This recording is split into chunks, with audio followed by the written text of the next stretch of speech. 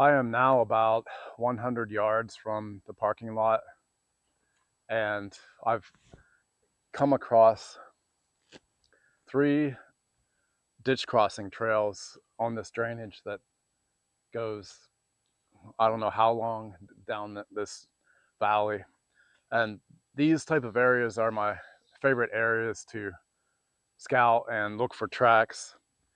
This is where I get my best big buck pictures through the summer, is finding places where there are ditch crossings, where there are huge tracks.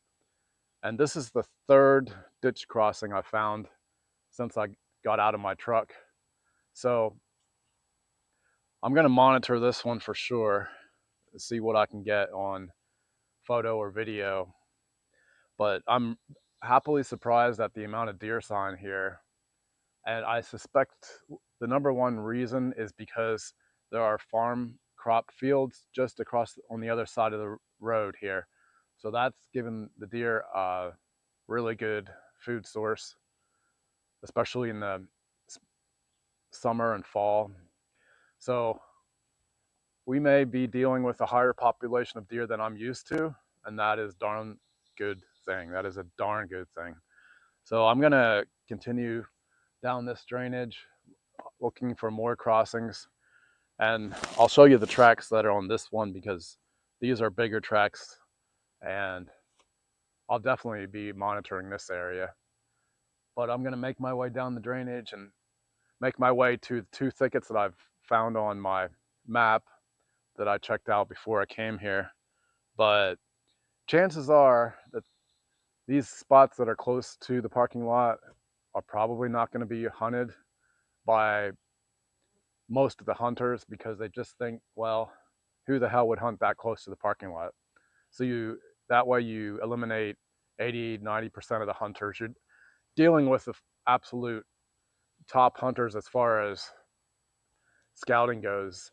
I'm probably one of the top scouters in Pennsylvania as far as the amount of time I spend out here. It's a lot, but I enjoy it. I'll certainly back off once it gets too hot because I don't like sweating and dealing with mosquitoes and all that stuff. But May is a nice month to be out in, up to about mid-June, and then I think I'll hang it up for a while. But this is promising, very promising, and I hope to get some good intel on this area and maybe take a deer out of it this fall. I mean, there's enough time to learn the area. If I can really find out where these deer are bedding and where they feel safe, and then combine that with these trails that I'm finding here and put the pattern together, get some trail camera photos, videos, time of day, etc. To take a deer out of here in the fall after just a few months of scouting, that would feel really good. So I'll make that a goal of mine to take a deer out of here this year with, I'll be very glad to fill a doe tag. I'm not one of these guys that hunts only bucks. Pennsylvania only allows one buck kill per year, and if you really, really put your time in, you're gonna get that one kill. It's just a matter of when. So the real challenge is harvesting these mature does. And I do find that the mature does are moving in ways I believe is similar to the mature bucks. However, I'm not targeting bucks that are 4, 5, 6, 7, 8 years old, the real loners. I'm actually targeting, I would be thrilled to harvest a 3.5-year-old buck this year. It would probably be my biggest to date. But even a healthy 2-year-old that comes by me will probably take an arrow from one of my recurves because any buck killed with a recurve bow is definitely a trophy. But the does are even harder to kill, I find, and that a lot of it has to do with the fact that there's several reasons. Pennsylvania allows multiple doe tags for every hunter to keep the doe population down. Um, so as a result, the hunters do thin out some does effectively with their drives in the firearm season.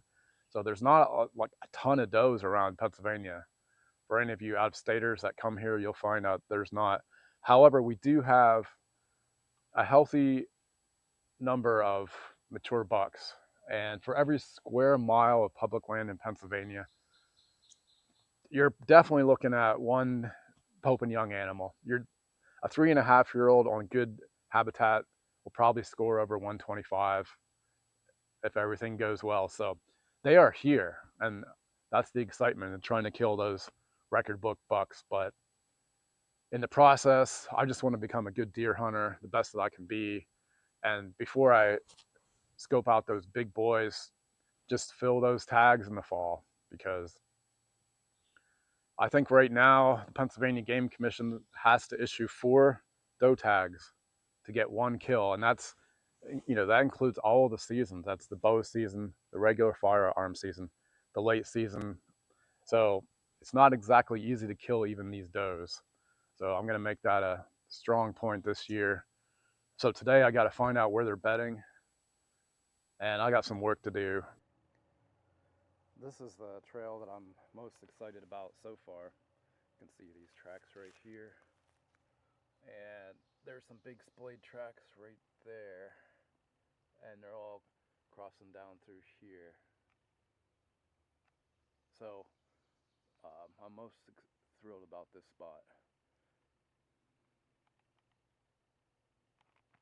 This is my last place that I'm gonna monitor over the next few months to see what passes through here. But what I have is there's a drainage running right down through here, and there's an hourglass here where the brush is so incredibly thick just behind the camera, and it's so incredibly thick here that no big game animal can get through either spot. There's no way a deer or bear can even get through this area. And earlier I found one bed higher up this drainage. It was old, not being used now. It doesn't concern me because there were fresh droppings in the area, and there's probably many beds that they use. And they were good sized droppings, bright, shiny.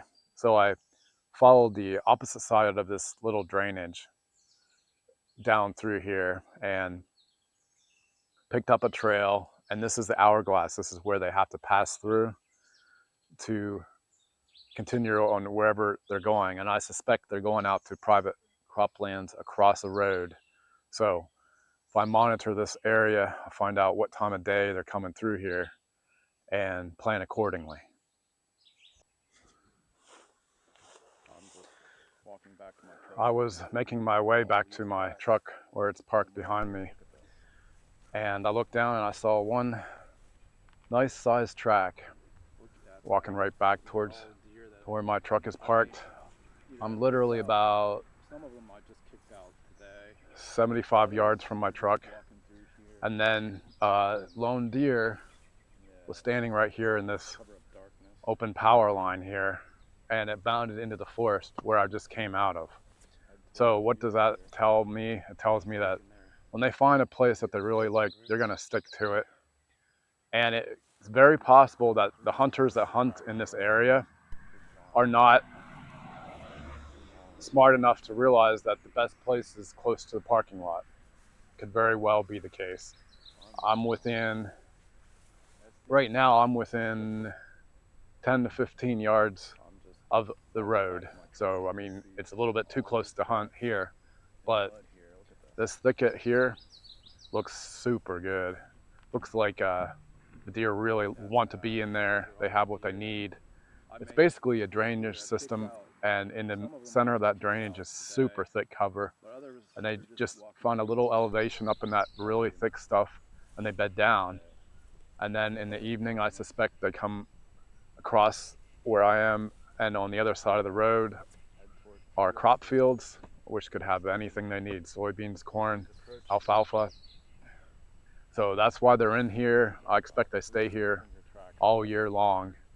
And based on what I found today, I did pick one specific spot where the 2 drainages come together, and that should be my best spot for ambushing deer with my recurve or crossbow, whatever I decide to use. I've got this area monitored, and over the next few months we'll see what's in here, and I don't want to disturb it too much because I think there's going to be some good hunting here. So I'll come back in here at a later date, finalize my ambush tree, and probably hunt only from that one tree, because I do believe that I have found the one best spot here. Time will tell. Should be a good fall. Certainly excited about scouting that I did today.